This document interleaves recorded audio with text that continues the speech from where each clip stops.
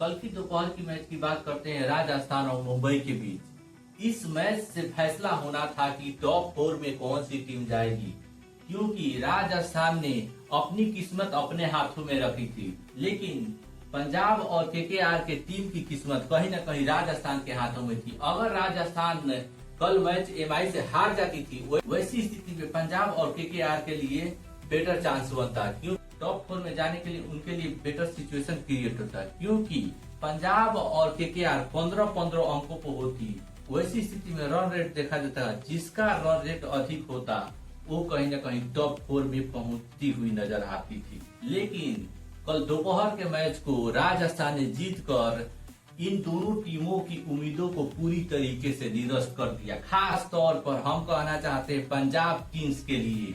उन्होंने जब आईपीएल की शुरुआत की थी, उस स्थिति में उन्होंने 7 मैचों से 6 मैच जीतकर यह ऐलान कर दिया था कि कहीं ना कहीं हमारी टीम यानी पंजाब जो है टॉप 4 में ही रहेगी, उससे कोई बाहर नहीं कर सकता है। सबसे अपसेट इस आईपीएल के कहीं ना कहीं पंजाब का टॉप 4 में नहीं पहुंचना ही है।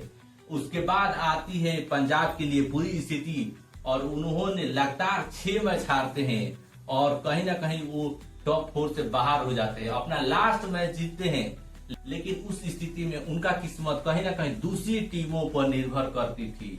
हर्षदीप बरार ने एक ट्वीट किया था कि प्रियांश आर्या स्लॉगर है और जो अर्शदीप है ब्लॉगर है।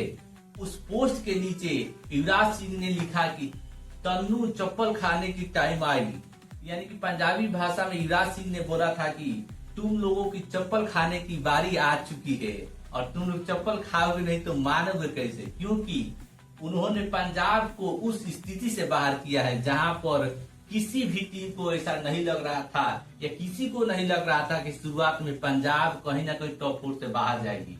जब हम कल की मैच की बात करते हैं तो आरआर बैटिंग करने आती है, लेकिन उनका दोनों ओपनर सस्ते में आउट हो जाते हैं। पावर प्ले के लास्ट ओवर में रियान पराग ने जबरदस्त बल्लेबाजी की, इसकी वजह से पावर प्ले में उनका स्कोर अच्छा खासा हो गया। लेकिन मैच में एक ऐसी स्थिति आई जिसमें राजस्थान को 200 पहुंचने के लिए बहुत कॉम्प्लिकेटेड सिचुएशन हो गया था। लास्ट 5 ओवर में राजस्थान ने 72 रन से ऊपर की पारी खेलकर उस स्थिति में 200 रन सम्मानजनक स्कोर होता है। जब हम राजस्थान की बल्लेबाजी की बात करते हैं तो 17 गेंदों पर 27 रन जायसवाल की पारी थी। इसके बाद ध्रुव जुरेल ने 26 गेंदों पर 38 रन की पारी खेली और जोफ्रा आर्चर, क्योंकि जोफ्रा आर्चर आज के मैच के टर्निंग पॉइंट रहे, उन्होंने 15 गेंदों पर 32 रन की पारी खेली और उन्होंने 4 ओवर में 17 रन देकर 3 विकेट हासिल की। इसकी वजह से एमआई की कमर पूरी तरीके से तोड़ दिया और उन्होंने सुनिश्चित किया कि आज जो मैच है वो राजस्थान ही जीतेगी।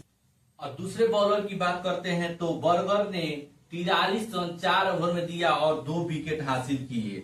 और एमआई की गेंदबाजी की बात करते हैं तो दीपक चहर ने 43 रन 4 ओवर में दिया लेकिन 2 विकेट हासिल किए। शार्दुल ठाकुर जिन्होंने 4 ओवर में 41 रन देकर 2 विकेट हासिल किए। उसके बाद हम बात करते हैं एमआई की बल्लेबाजी की, तो उसमें आज जो है चिलगम चबाने वाले सूर्य कुमार यादव ने 60 रनों की पारी खेली 42 गेंदों पर। दूसरे नंबर पर हम देखते हैं तो हार्दिक पांड्या अगर उस स्थिति में जोफ्रा आर्चर की गेंद पर आउट नहीं होते, उस स्थिति में कहीं ना कहीं मुंबई इंडियंस इस मैच को जीत सकती थी। उन्होंने 15 गेंदा पर 34 रनों की पारी खेली। और आगे आते हैं बिल जैक्स ने 18 गेंदा पर 33 रनों की पारी खेली। लेकिन लास्ट में जाते जाते एमआई को राजस्थान ने पूरी तरीके से उस मैच से बाहर कर दिया। मैच के जीतने के साथ ही राजस्थान ने टॉप 4 में प्रवेश कर लिया और उनका मैच एसआरएच और आरआर के बीच होगा। जो स्थिति में जो टीम जीतती है वो आगे जाएगी और जो टीम हारती है वो आईपीएल से बाहर हो जाएगी। बाकी आप इसके बारे में क्या सोचते हैं, कमेंट करके बताइए। बाकी आप इसके बारे में क्या सोचते हैं कि कौन सी टीम जो है फाइनल में पहुंचने वाली है या फाइनल को बिल्कुल इस साल जीतने के लिए उनका चांस सबसे बेटर है, कमेंट कर सकते हैं। थैंक यू यह वीडियो देखने के लिए।